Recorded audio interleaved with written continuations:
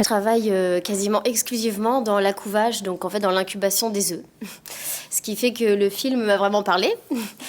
Et pour moi, une des innovations, alors c'est quelque chose qui existe déjà depuis quand même un certain temps, mais qui s'est énormément développé, on va dire ces 5 dernières années, c'est la vaccination in novo. Et c'est vrai que là, aujourd'hui, on va dire que tous mes clients en France sont équipés d'une machine de vaccination in novo. Pour moi, c'est vraiment quelque chose qui est une vraie innovation parce que ça a eu un impact positif sur énormément de choses. La première chose déjà, c'est que ça a permis notamment de gagner en expertise et en efficacité. Ça, c'est indéniable parce que avant, quand on n'était pas équipé d'une machine in novo, on faisait la vaccination. Alors, il y a des vaccinations en nébulisation qui continuent, mais il y a aussi des vaccinations en injection qui se faisaient à l'âge d'1 jour. Donc, on attendait que les poussins éclosent pour les injecter avec des machines. C'était individuel, un par un. Donc forcément, ça nécessitait que les personnes qui vaccinent soient formées, compétentes, etc.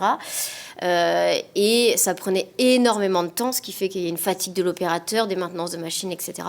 Donc le fait de tout ramener finalement avec une seule machine qui vaccine au transfert des œufs à 18 jours, ça a énormément facilité les choses. Ça a permis de monter en expertise les couvoirs, parce qu'il faut des personnes qui soient vraiment formées, compétentes, régulièrement contrôlées.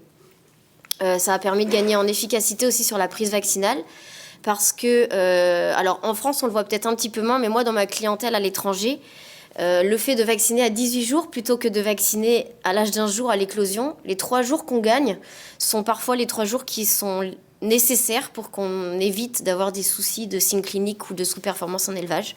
Donc ça c'est vraiment important. Mais si je reviens quand même vers la Bretagne, tu m'avais parlé du cas quand il y a des cas de marek en Bretagne, oui. C'est quand même aussi, on est quand même concerné en France par ce cas-là. Il y a des petits... Et c'est vrai qu'il y a un véritable effet en fait. Oui, en fait, le fait de pouvoir vacciner directement au couvoir, étant donné que on met un niveau d'expertise beaucoup plus élevé au couvoir avec l'installation de ces machines qui nécessite d'avoir un niveau en hygiène, en biosécurité, en performance et en compétences de vaccination, ça permet vraiment de franchir un cap et d'avoir un niveau vraiment très bon, qui fait que derrière, on a une efficacité qui se voit sur le terrain quand on choisit d'avoir des valences complètes. Dans une vaccination in novo, alors après ça dépend de ce que demande l'éleveur, mais on peut aller mettre jusqu'à 5 valences différentes. Donc c'est vrai qu'on peut couvrir très large. Et on voit sur le terrain que la prise vaccinale, elle est vraiment très, très excellente. Et en termes de qualité. Et on limite les signes cliniques. Et derrière, c'est aussi très important pour la biosécurité, c'est-à-dire qu'on rassemble tout à cet endroit, donc on peut le contrôler encore plus avec des laboratoires de préparation des vaccins. On peut tout tracer. Et aussi, ça c'est un point qui est très important aujourd'hui, c'est le bien-être animal. Parce qu'en fait, on injecte dans l'œuf. Et derrière, ensuite, le poussin à l'éclosion, on limite énormément les manipulations. Donc, un poussin qui était vacciné avant, il attendait des heures supplémentaires au couvoir pour que chacun soit pris un par une personne et vacciné. Donc, aujourd'hui, en termes de bien-être animal, c'est une avancée énorme. Et en termes de qualité sanitaire aussi, évidemment. Tu as aussi l'innovation diagnostique dont tu me parlais en France. Sur le plan diagnostique, dans le domaine des volailles, tu avais des exemples en particulier que tu souhaitais partager ? Alors en termes de diagnostic, moi j'avoue que c'est le diagnostic qui m'a fait aller vers la filière volaille. Parce qu'en fait on a un panel de tests, d'examens complémentaires qui sont très importants. Enfin, on peut faire de la sérologie, de la PCR, de l'histologie. On peut faire aussi, et ça c'est ça qui pour moi a vraiment marqué le début de ma carrière, on peut faire aussi de la spectrométrie de masse. Et en fait, tous ces éléments ensemble font que finalement, on arrive ça nous aide énormément pour poser un diagnostic.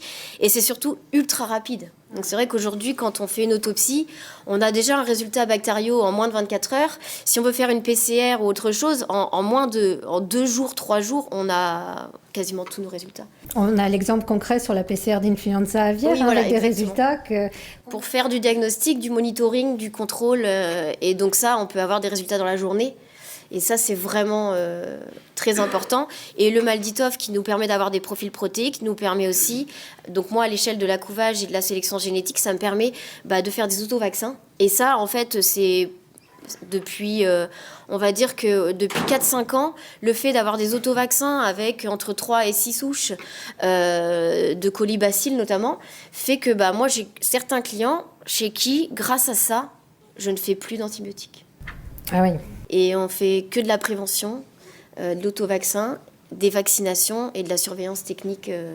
Donc aujourd'hui, vraiment, tout ce qui va être diagnostic et vaccination, c'est vraiment des piliers majeurs pour la filière volaille. Et tu m'as dit que tout ça, c'était impensable. Il n'y a pas si longtemps que ça, il y a 3 ans. Finalement, c'était limite impensable il y a tout juste 3 ans. Oui, c'est vrai qu'en fait, il y a 3 ans, j'ai vu on s'est vraiment engouffré, notamment pour la vaccination Innovo. Il y a eu beaucoup de couvoirs qui se sont équipés. Et c'est quelque chose, on ne pensait pas que ça irait si vite. Et surtout, on se mettait un peu des freins d'un point de vue sanitaire, d'un point de vue compétence des gens dans les couvoirs. Ça paraissait compliqué, très technologique. Et en fait, les gens se sont très vite adaptés. Et aujourd'hui, ça paraît banal. Et c'est vrai qu'il y a 3 ans, c'était vraiment tous des projets qui paraissaient trop ambitieux. Oui, et on en a vu l'application avec aussi l'influenza aviaire encore récemment, où je pense que tu as vécu ça en direct et tu as pu jauger l'intérêt de l'innovation. Et on ne pensait pas que on pourrait avoir des vaccins disponibles et qu'on vaccinerait toute la filière canard avec succès.